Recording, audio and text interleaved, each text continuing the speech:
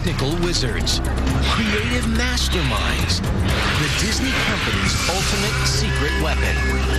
They are the uncredited geniuses behind every Disney theme park, ride, and attraction. They're called Imagineers, and they may just have one of the best jobs in the world. In the next hour, we'll go inside their incredible world of insidious elevators, realistic robotic figures, and spectacular splashes. And find out how they design and create the spine-tingling thrill rides and mind-boggling attractions that delight, thrill, and terrify the entire world. We've gone straight to the secret vaults of Disney's Imagineers and uncovered footage that has never been seen before. Watch now, because we're revealing the unknown secrets behind Disney's biggest and best attractions and going inside the top secret world of the master magicians who bring them to life. They're Disney's Imagineers.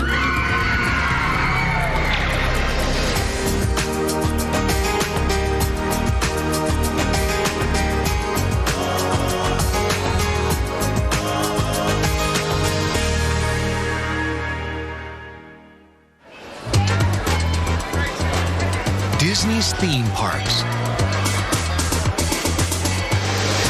They're the most visited amusement parks in the entire world. According to Amusement Business magazine, Disney holds the top 5 spots for theme park attendance. But what is the secret to their extraordinary success? Whatever they do, they want to do the best.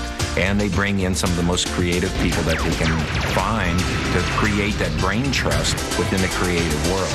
Who are the sorcerers behind Space Mountain? The geniuses behind the gigantic castles?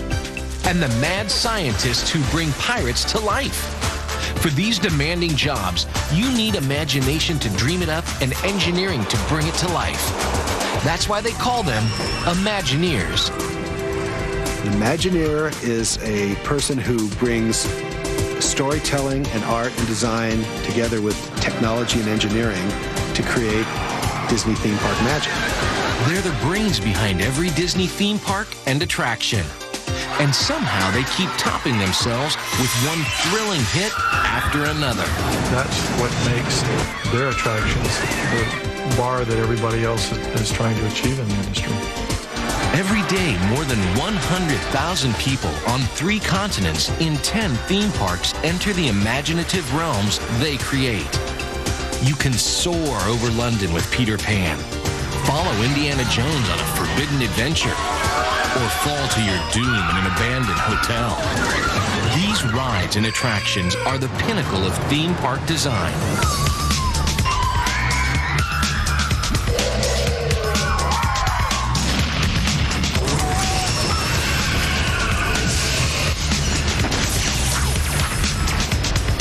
How does Disney come up with this mind-boggling array of awesome attractions?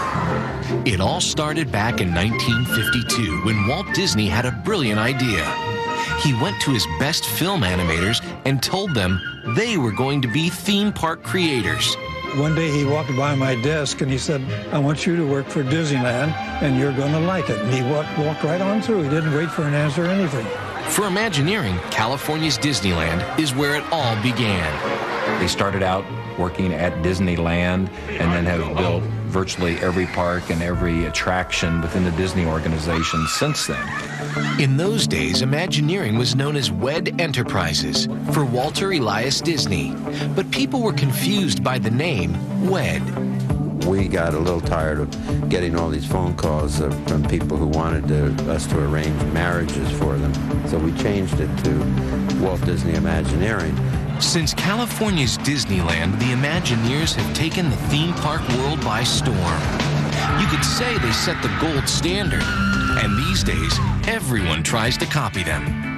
What I find fascinating today in any theme park design, you talk to the people who did the design, and invariably you'll look back and see that this person was trained by, or the person they were trained by was trained by, somebody who worked for Disney. Most people take it for granted, but the scope of what the Imagineers do is absolutely huge. artists, sculptors, architects, computer scientists, and engineers. People are always asking, what does an Imagineer do? What's your typical day? And your first answer is always, there is no typical day. Imagineers are people who really try and create impossible things in a real world. Impossible things in a real world? Sounds pretty tough. So let's start at the beginning. The very first step, brainstorming. The Imagineers call this stage blue sky. At this point, anything is possible.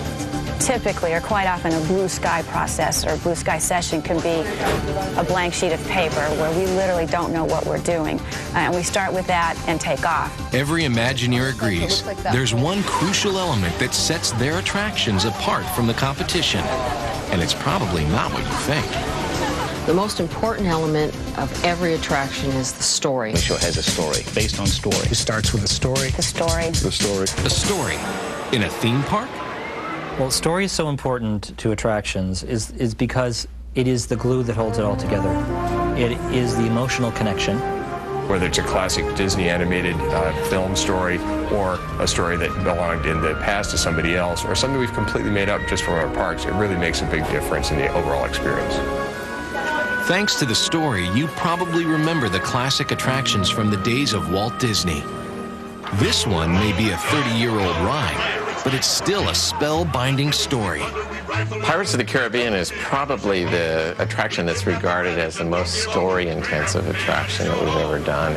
Pirates of the Caribbean is one of the attractions that Walt Disney personally supervised. In fact, I think it was the last attraction that he personally supervised. And it has a wonderful story and a wonderful sense of storytelling from a theme park. Pillaging pirates, madcap maidens, the quest for buried treasure. It's Pirates of the Caribbean. And it puts you smack dab in the middle of a swashbuckling fantasy adventure. In case you don't know what pirates are all about, the first thing we do is remind you. First thing you see is a skeleton with a sword through his chest. We're introducing the audience to all the things that are about pirates. There isn't a narrative there. It's a narrative of images throughout, but it is about a lighthearted look at pirates and the trouble that they cause and they get into. This rollicking adventure is one of the best stories from the past. But what kind of stories are the Imagineers telling today? At the Disney MGM Studios in Orlando, Florida, you'll find one of the best. A 60-mile-an-hour head rush of adrenaline-pumping pleasure. It's Disney's newest coaster, and it's called Rock and Roller Coaster starring Aerosmith. The announcement of this new cutting-edge coaster rocked the theme park world. When they first announced that Disney and Aerosmith was going to be tied together in an attraction, a lot of us went, whoa, this is going to be cool, because it shows edginess. It shows that the Imagineers of today aren't the Imagineers that our fathers knew. It's a whole new concept. This coaster is cool, and it's entirely in the dark. But it's the story that makes it a one-of-a-kind theme park thrill. Story is really important for Rock and Roller Coaster because the name itself suggests an average ride, a roller coaster. Everybody's seen them, everybody's done it. The storyline here separates the fact that it's a roller coaster with an experience. Disney stories often begin while you're waiting in line. This is what Disney calls the pre-show. It starts out with this recording company that we created, a fictitious one called G-Force Records, that has their home studio here at the Disney MGM Studios. At Rock and Roller Coaster starring Aerosmith, you start by entering a recording studio and come face to face with the band Aerosmith. Knowing Disney and what they put into these Megillas, I knew that it would be nothing short of a ride to the moon and back. And then when I heard it was a Rock and Roller Coaster, it was like, what else? What's the question? We're there. So we were ecstatic. In the story, Aerosmith is late to a gig and offers you some backstage passes. The hitch? The concert's on the other side of town. Off we go then, out of the studio, and there is a stretch limousine that's going to take us to the concert. And of course, because we're late for the concert, it's going to take us there very, very fast. The limo, of course, is the coaster. Rock and roll tunes pumped through a state-of-the-art sound system. A red light. Traffic is jammed. Then, put the pedal to the metal, because before you even leave the station, it's 0 to 60 in 2.8 seconds. And a twisting, turning, head-banging trip through downtown Hollywood.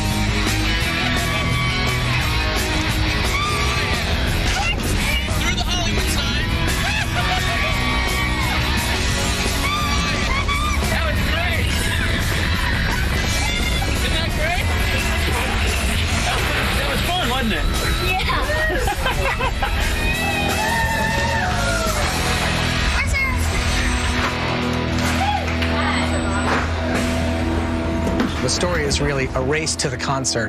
And that kind of story overlay is what we do at Imagineering. Rock and Roller Coaster starring Aerosmith is a great example of how story makes a difference. But it's only the first step. It's a long road to making a ride into reality. What's next? Putting it down on paper. With painstaking attention to detail, each scene must be mapped out on a storyboard, just like those used in the movies. The storyboard process is where we really decide what the story of the attraction is going to be. The storyboard is the Bible for every new attraction. We refer back to the storyboards through the whole design process.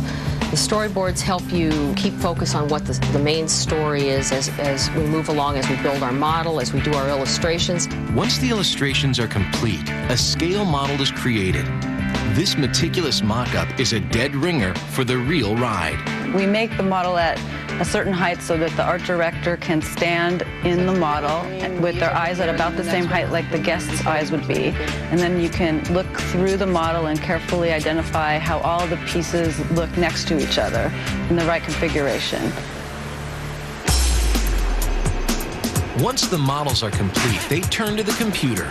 It allows Imagineers to virtually ride their creations before they build them. Designs and mock-ups take years, but they're still just the beginning.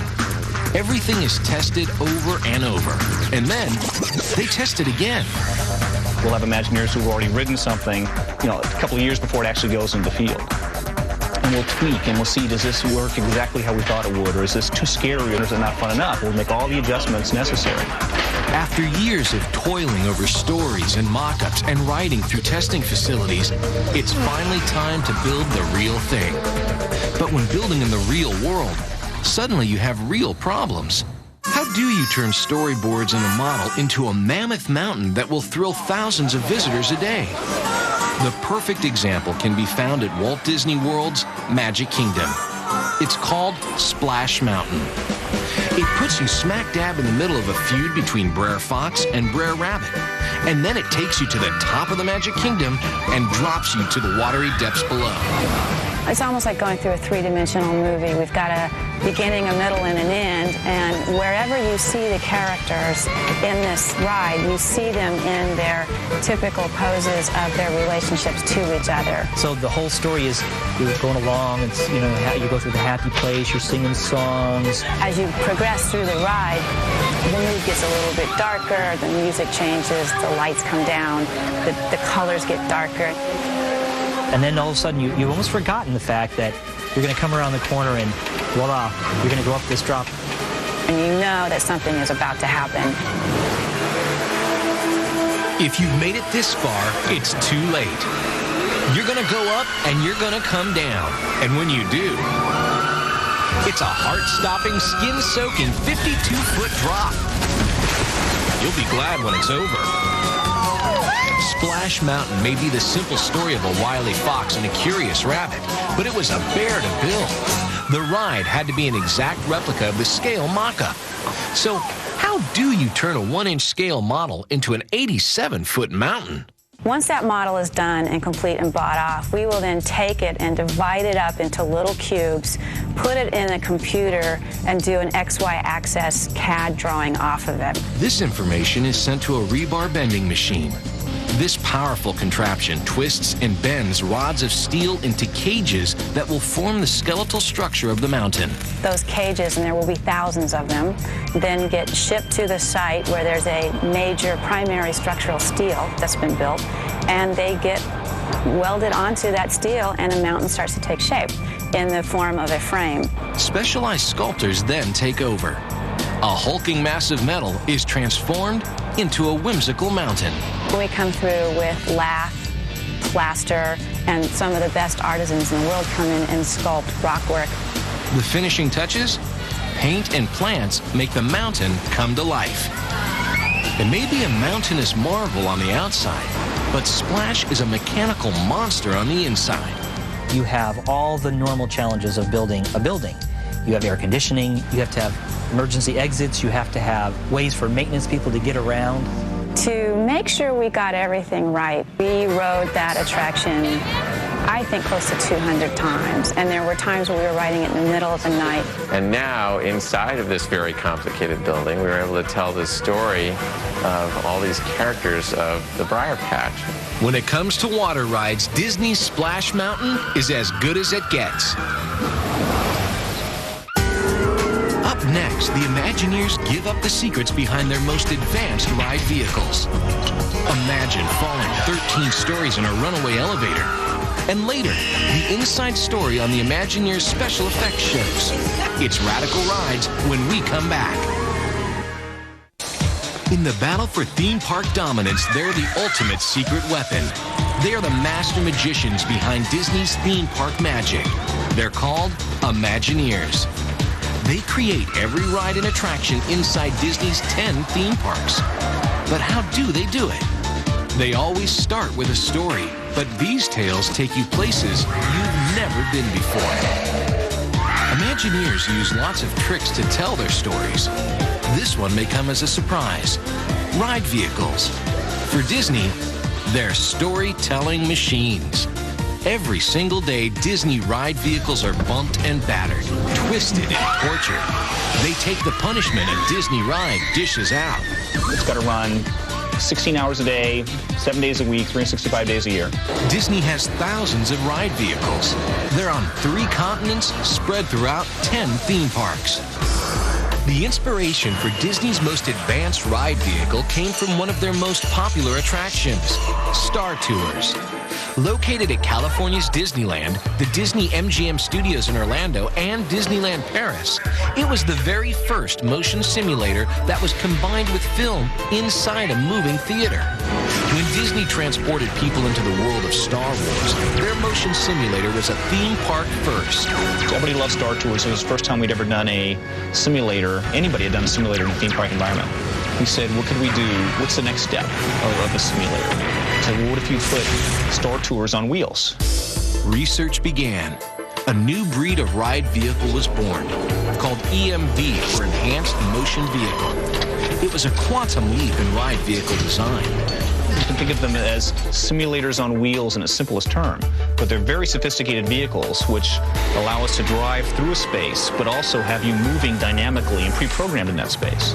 The Indiana Jones adventure at Disneyland was the first to use this revolutionary technology.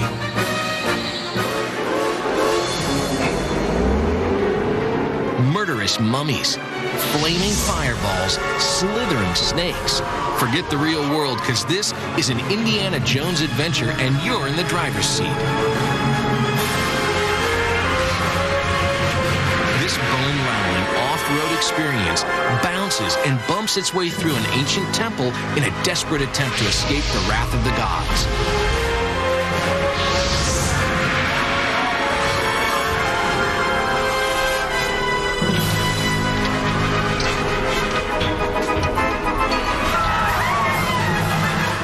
Nothing like it had ever been created. Bringing this rousing ride vehicle to life wasn't easy. The Imagineers had to do an endless amount of testing to get everything right. We then started building mock-ups inside this facility to say, what would happen if we, had, the bad guys coming at you? Or what would happen if we had, booby traps you were going through? It took us literally 10 years to create a vehicle which is not programmed by the engineering of the track, but is programmed by almost an artist, if you will. With a computer in hand, an Imagineer was jerked and jostled as he programmed the car's powerful movements. We had to come up with a system where the vehicle could run through this temple and have complete motion and simulate running over skulls or running over rocks or going down a mudslide. All that had to be programmed. It's the motion system that takes this ride beyond reality. So a scene where we have a huge snake leaping out of the car repels in horror the same way that a guest or you'd be shocked by a frightening thing. The car can literally react to that. The Indiana Jones ride vehicle was another first for the Imagineers and opened the door to a whole new generation of Disney attractions. If you thought Indiana Jones was intense, then you'll find the tower to be terrifying. The Twilight Zone Tower of Terror, that is. Located at the Disney MGM Studios in Orlando, it's big, it's bad, it's 199 feet of sheer insanity, and it's got a ride vehicle that everyone can relate to. where we knew we wanted to do something with an elevator. It's one of those ride systems that most people get to probably ride in just about every day. So let's take something familiar, which is an elevator, but put a twist on it. Well, what's the worst thing that could possibly happen in an elevator?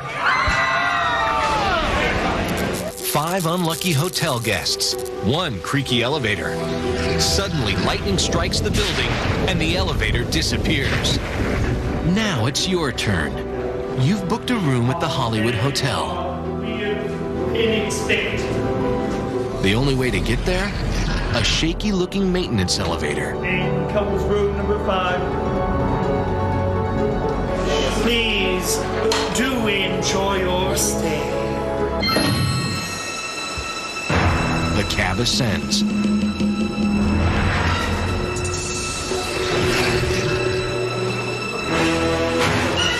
First floor, ghostly apparitions beckon you to join them.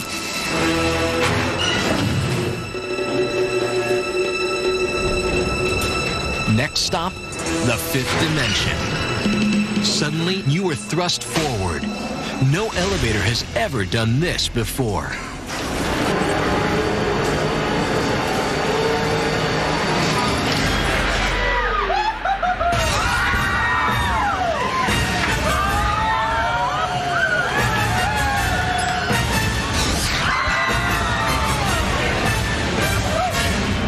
Making this runaway lift come to life was nothing short of impossible. Disney's Imagineers approached a major elevator manufacturer for advice. We went and explained to them that we wanted to send people rapidly down an elevator shaft as if they were crashing. And they turned pale and said, "You don't understand. For over 100 years, our mission has been to prevent exactly what you're trying to do." But having the ride system take guests up and down wasn't enough. The Imagineers came up with a completely original concept. I said, what if the elevator goes up and down the shaft, but eventually it stops on a floor, and when the doors open, the elevator actually leaves the shaft. It's one of those things where you're sitting in a meeting and you say it and everybody goes, ooh. The insidious elevators move vertically just like any other, but they also move horizontally. These elevators are freestanding ride vehicles that move independently under their own power. When the ride vehicles need to move up and down, they actually drive themselves into a lifting mechanism. They ascend through one shaft, leave the lifting mechanism, and then move forward through a Twilight Zone scene. They then move into a second shaft and onto a drop lift mechanism for the heart-stopping 13-story freefall. And it's not just one drop. You fall over and over again. The ride vehicles for the Twilight Zone Tower of Terror are very unique in that they are controlled by cables and different systems that hand the vehicle from one area of the building to another. Computers are the secret to keeping the terror on track. It becomes very, very tricky to track all these vehicles to make sure that everything is flowing. It really is like a ballet to make sure it's all flowing smoothly. But there were problems. What happens when you drop an elevator down a shaft at insanely high speeds? One of the things we found out was when you pull the elevator vehicle down, you create a lot of pressure underneath the elevator. Just the air gets compressed. We ended up compressing the air so quickly that we actually blew out the walls of the building down in the bottom of the shaft. The problem was quickly solved. And thanks to the tower's incredibly versatile vehicles, there's nothing else like it in the world. Now, you take that drop ride and stick it out in the middle of the field somewhere, and no, it's not going to be one of the best rides in the world. But where it's located, inside the hotel, make it one of the best non-roller coaster rides in the entire world. Coming up, an inside look at the Imagineers special effects shows. Did you say cheap 3D tricks? And a big bad alien terrorizes Walt Disney World's Magic Kingdom. And later, the secrets under the skin. Disney's robotic figures undressed. All of this and more when we come back.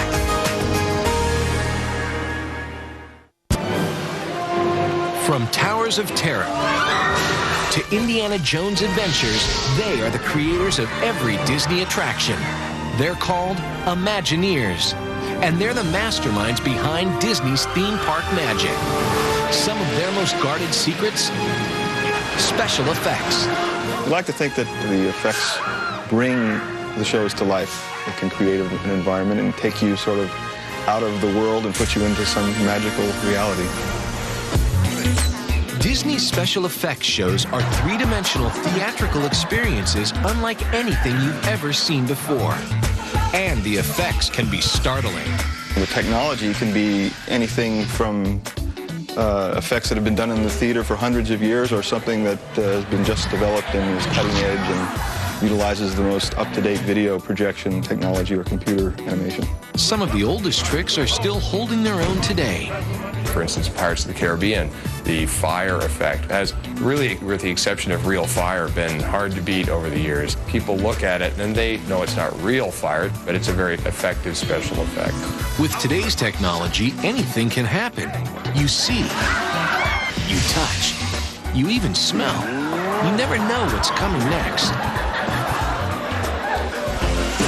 It's Muppets, it's mayhem, and a one-of-a-kind 3D special effects show at the Disney MGM Studios in Florida and Disney's California Adventure. It's called Muppet Vision 3D.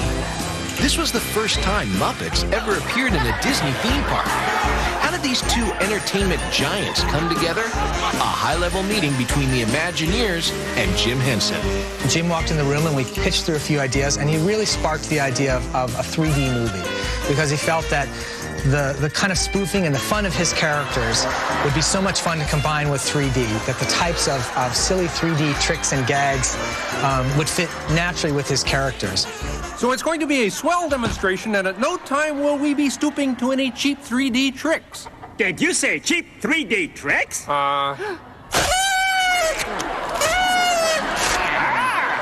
And here's something I wanted to spring on you.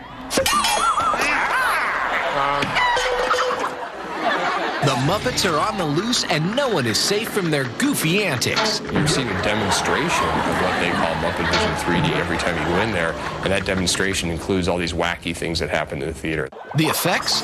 Bubbles, water, fog. Simple but effective ways to tell the story. And of course, it's all in 3D, so you can almost reach out and touch it. A big show needs a big finale, and Muppet Vision 3D is no exception. We decided we would blow up the theater, so the theater gets partially destroyed and damaged, but nobody gets hurt. But how do you destroy an entire theater without destroying the audience? Most of the effects are achieved through various different kinds of technology and combines lighting and strobe effects, large format projection, cryogenics, CO2, all mixed together and timed properly to give the correct impact.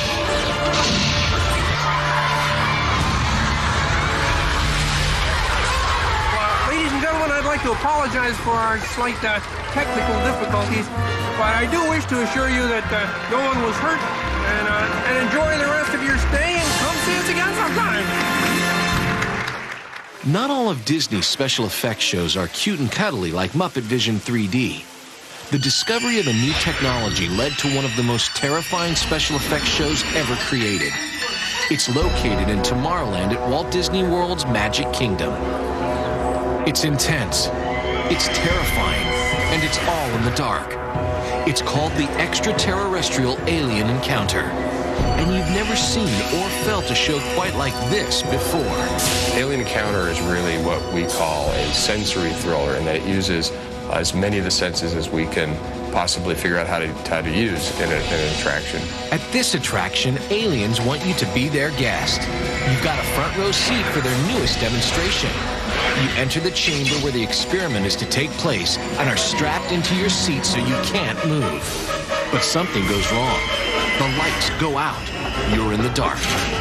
And a menacing alien has escaped. You see nothing, but then you hear and feel the hot breath of a horrific creature merely inches from the back of your neck. It started from the idea of trying to tell a story with sound and allow you to have a thrill ride where a monster from outer space could get loose and could run around the theater and come up behind you and slobber on you and create some havoc. You may think an alien is eating the audience and you, but it's all in your head. We had discovered a binaural sound technology that creates three-dimensional sounds and allows you to believe that things are happening to you and around you that really aren't. We thought that this binaural sound technology would allow us to create an emotional roller coaster, if you will. A new type of sound technology needs a new type of microphone. The way it works is that we have a microphone which is a human head model. And inside each of the ear canals are two high-quality microphones that pick up sound exactly as a human head would pick it up. These roller coaster style restraints may make you think you're going to be turned upside down, but you're not. In this show, you never move an inch. These devices serve another purpose. We designed seats with speakers as close as possible to the guest's head and these restraining devices that feel like they're holding you in to experience this experiment, but they're really getting the special effects lined up so that they're perfect for each guest that comes in there. Because binaural sound is able to place a sound psychologically very close to your head, you believe that that alien is literally right behind you. The extraterrestrial alien encounter is now considered to be one of the most terrifying attractions in Walt Disney World's Magic Kingdom. Next, the Imagineers unveil their most complex creations. And later, it's not science fiction. It's the future of Disney's theme parks. Robots come to life when we return. Every day, hundreds of thousands of people enter Disney's theme parks the world over. The fantastic places they go, the eye-popping images they see, and the heart-stopping rides they experience are all thanks to one elite group of designers. They're called Imagineers. Many of their attractions contain a very special element. Some think they're real. It's hard to believe they're not. They're the Imagineers' most significant contribution to the theme park world. No, these aren't people, they're robots. Called audio animatronics figures, you won't find figures that look this real anyplace else on Earth.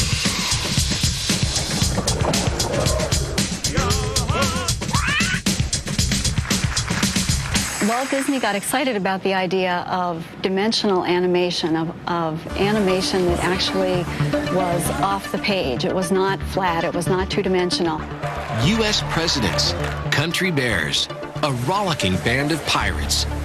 These early audio animatronics characters were called A1 figures, but they were just the beginning.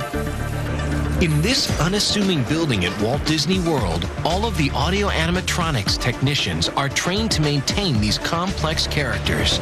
Cameras have never been allowed inside this forbidden area.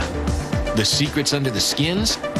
A mind-boggling mass of tubes, wires, actuators, computers, and hydraulic pumps.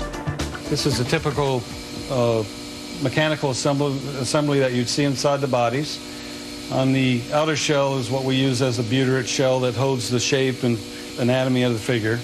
And then we put face skins. We use a PVC plastic material that's a hot mold injection type process. And we do the same thing for the gloves that we call the hand skins.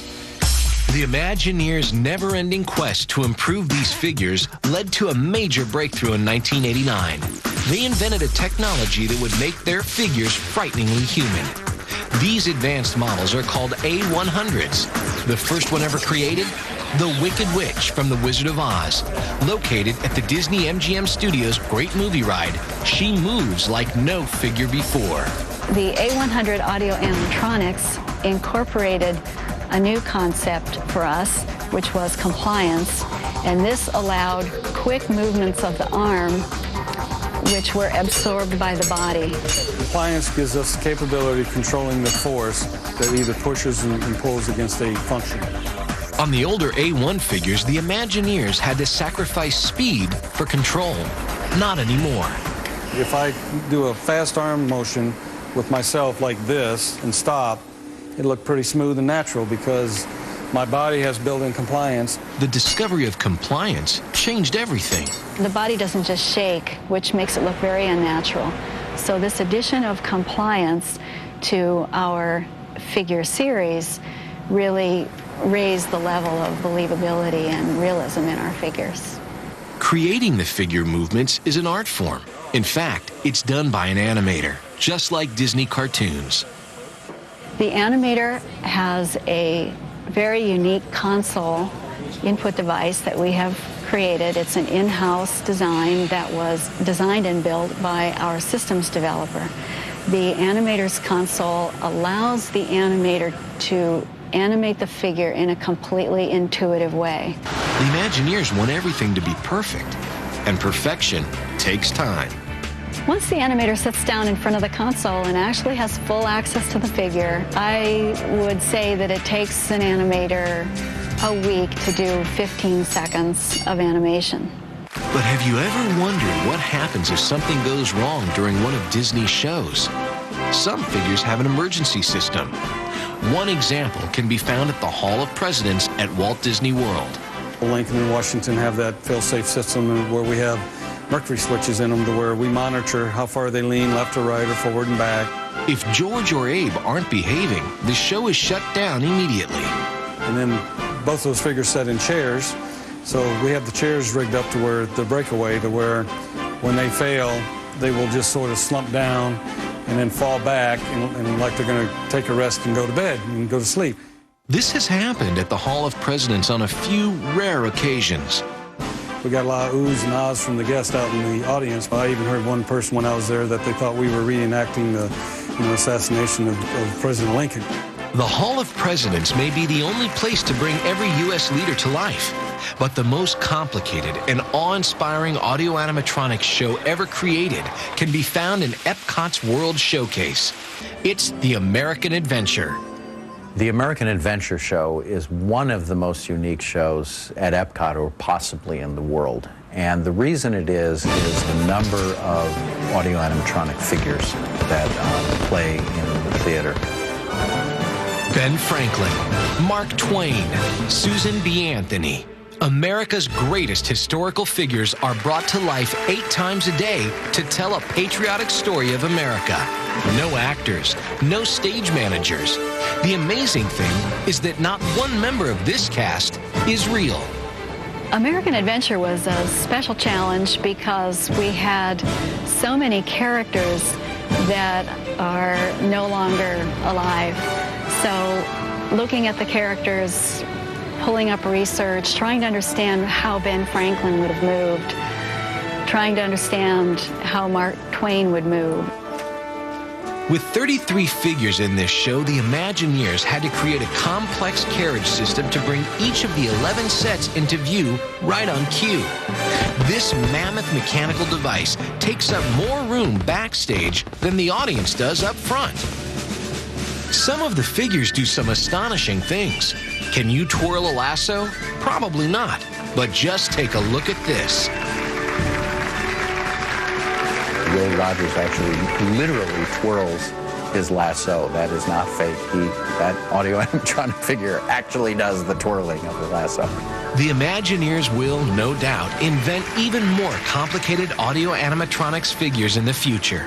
Our goal is everybody knows that these figures are mechanical, electrical, electronic, hydraulic, pneumatic, right? But when we can put character into these figures and create the illusion of life and pull the people into that character and they're believing this figure has come alive, then we have done our job to the best of our ability. Right? Coming up, we go into Disney's top secret research laboratory. You'll see their newest inventions are straight out of science fiction. And the Imagineers disclose their most intense thrill attraction ever. Stay tuned for a sneak peek at the space-aged future of Disney's theme parks. They're the leading force in the creation of theme park technology and story-driven attractions. They're Walt Disney's Imagineers. And as they enter the 21st century, their rides and shows will no doubt reflect the technological advances of the times. Their latest attraction is no exception. According to the Imagineers, it's the most intense thrill ride experience ever. And it's like nothing you've seen before. Located at Walt Disney World's Epcot, it's Disney's newest thrill, and it's called Mission Space. Ready to go and make new discoveries? Disney won't release footage inside the actual attraction, but they claim it will rival a trip into space. The notion is that you are an astronaut in training, and we are going to put you through the paces that astronauts go through to see if you have the right stuff. Forget the vomit comment. In this ride, you'll pull multiple G's during the simulated liftoff and experience the weightlessness of space for the first time in any theme park attraction. Blast off, you really feel like you are blasting off. We're actually putting sustained G-forces on the body, so you feel the thrust of the rockets. And then we take you to a destination, which I can't reveal right now. Mission Space is the most awesome, visceral experience I have ever had on any ride. It's a quantum leap above anything that's ever been done before. Disney's Imagineers created the innovative technology for Mission Space.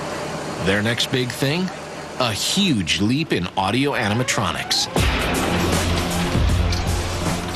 We created our autonomous walking platform in order to understand the next generation of electronic animation, by which I don't mean computer graphics, I mean physical robotic animation. It's just to completely reinvent animation. And the challenges that we set for ourselves were to untether the animation from the floor, so that instead of being bolted to the floor, the animation could actually walk around on its own. The project is well on its way to success, so don't be surprised if you see an audio animatronics dinosaur running through the park someday. So what's next for the Imagineers? I think every time we build a new major attraction, we raise the bar another notch. We live in the future. Everything we're working on now won't open for another 2, 3, 4, 5, 6 years. So we're already trying to project what's going to be entertaining and fun 6 years from now. Walt once said the best way to predict the future is to invent it. From a blank piece of paper, these uncredited creators of Disney attractions have designed and developed rides and shows unlike any other. Whether they are creating a 60-mile-an-hour roller coaster or bringing an alien from outer space to life, Disney's Imagineers will continue to think of new and innovative ways to excite, thrill, and delight their audiences. I once asked an Imagineer, where do you get all the good ideas? And he says, oh, we don't worry about good ideas. We only go after the great ideas. And I said, well, do you have a lot of great ideas? And he turned around and pointed to about 12 file cabinets and said, those are our great ideas, but our great ideas are the only ones that we ever produce.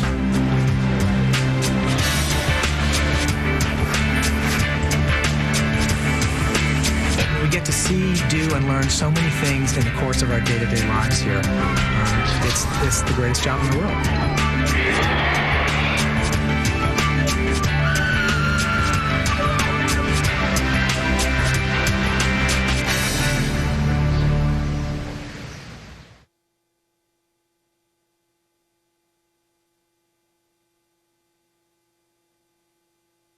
This place rocks. Hi, Tracy Gallagher for the Travel Channel, looking for the mother lode. Back in the 19th century, there were hundreds of these underground mines throughout California's gold rush country. Miners worked in them with little light, heat, or oxygen. Today, the gold bug mine in Placerville is the only one still open to the public. There's a museum, a stamp mill, and hiking trails throughout the 61-acre rustic park. You can see how the miners lived and worked more than 150 years ago. You never know what you'll find in California's gold rush country.